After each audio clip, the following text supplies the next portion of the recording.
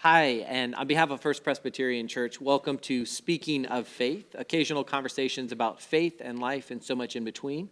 My name is Chris Holmes. I'm one of the pastors on staff here at First Presbyterian Church and the Stemler Scholar in Residence.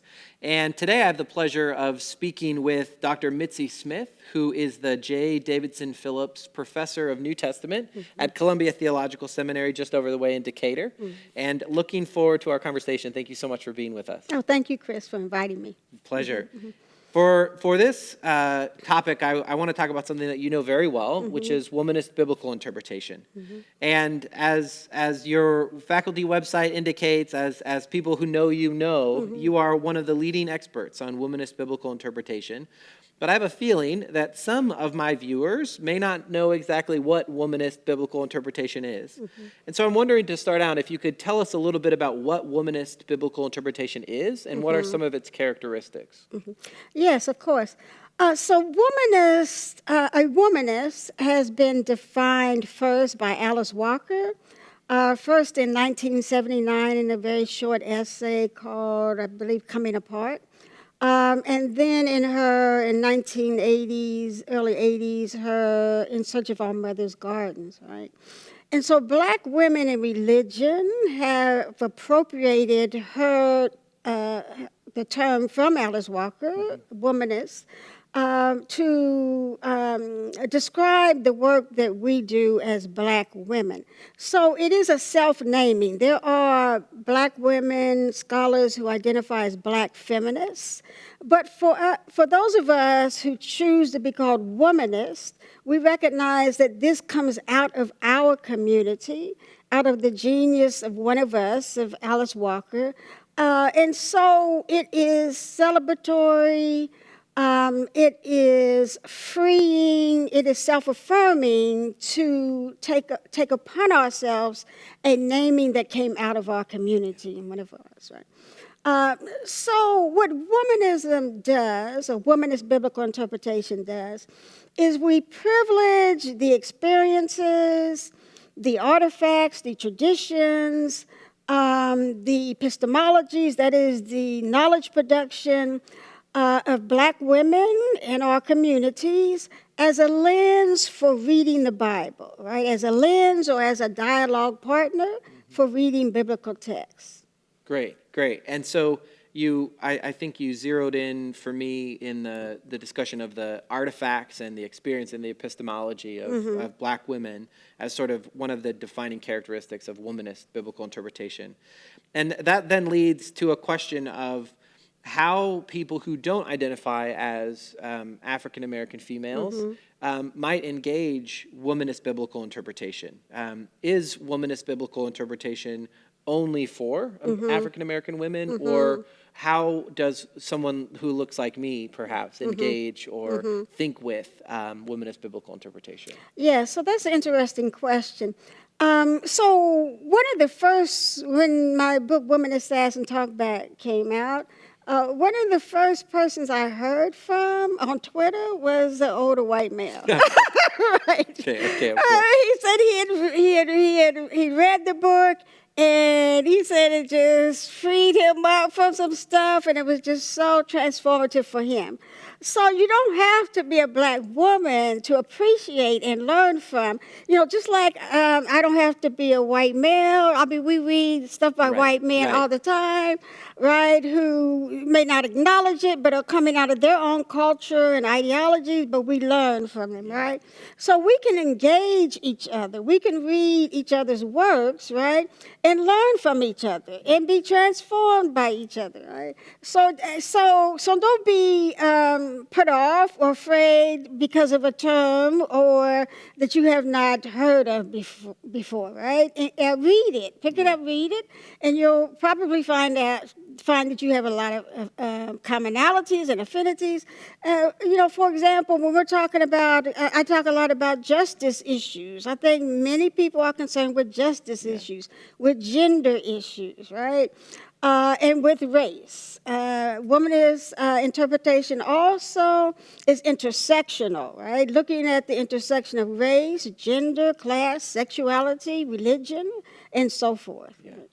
That's super helpful, because I, as a biblical scholar, and we just came back from this annual meeting of biblical scholars, and oftentimes it can feel so fragmented that if you don't identify with this stream of scholarship, you can get the sense that, well, I can't engage it, and I really am grateful that you've sort of given me an understanding of engagement, of learning from, of finding commonality with, rather than saying this is a quarter of interpretation that is for these people and this is mine, but more of an inclusive piece. I'm wondering if people are interested in learning more about womanist biblical interpretation or womanism or womanist theology more generally, if there are maybe 2 or 3 books that you would recommend.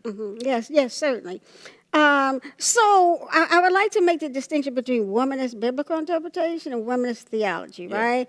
So just like we make a distinction, when it is, we tend to see what white males do as normative, right? But we don't eclipse theology and biblical. We don't conflate them, right?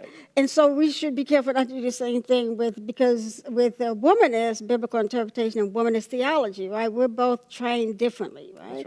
We're trained as biblical scholars, womanist biblical interpreters, and womanist theologians are trained as theologians, right? Although in publishing, they like to conflate them, and that's problematic. So in terms of womanist theology, I would say there is Katie's Canon. Dr. Cannon is now deceased, but she is the one actually who first appropriated womanism for women in the academy, right? And then she has a book called Katie's Canon and other books, right? And then there is the Womanist Theological Reader, right, which involves theologians and ethicists. Katie Cannon, Emily Towns, and Angela Sims edited that. And there is the classic Dolores Williams. She was a theologian, Sisters in the Wilderness. When we're talking about biblical scholars, there is Renita Weems's Just a Sister Way, been around for a long time. We read it in seminary, right? And then her Battered Love. There is Will Gaffney's Womanist Midrash. She's a Hebrew Bible scholar. There is my I Found God in Me Womanist Reader and my Womanist Sass and Talkback. And then there's Gay Byron and Vanessa Lovelace's Womanist Biblical Interpretation. And there were others, right? But those are some that come to mind right away. Right? So the important thing to note for me, is that these are readily accessible at this point. Yes. People can discover them quite easily. On Amazon, yes. Yes. Excuse me. So my last question is about the work that you're currently doing on a womanist reading of the parables. And I'm wondering if you could say a little bit about how a womanist biblical interpreter's perspective changes your understanding of the parables. Yes. So think about what I said in terms of privileging our histories and our experiences. And one of the experiences of black women is slavery, right? Enslavement. And so one of my first engagements with the parables was with the slave parables, right? And thinking about, how would this sound to a slave, right? How is this problematic, the use of slave parables to teach about the kingdom of God, most of which we find in the Gospel of Matthew, right? And the question I ask quite often is, why is slavery an appropriate moral framework for Christians? How is it that this slips by us, right? And so because of the lens I bring, it caused me to zero in on those differently, right?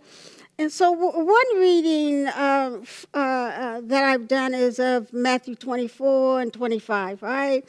We have 3 parables there side by side. The parable of the unfaithful slave, very short parable. The parable of the 10 virgins, which I read as a slave parable. And the parable of the talents, I believe it is. I think so, yes. But they're all in the context of staying awake. Right? And so if I look at African-American history, for example, Frederick Douglass, he says in his book that one of the things that slaves were most punished for was falling asleep. Right? And so you have these slave parables used for teaching about staying awake, right? And the stereotypes that are in there about slaves, some are true, some are false, right? But yet you have God. We are being asked to read these from the perspective of the slave master, right? What happens if we read from the perspective of the enslaved, right? Which is what I'm doing, right? Shouldn't it be problematic that God should be likened to a slave master, right? Or participation in the kingdom should be likened to slavery. That should be problematic, right?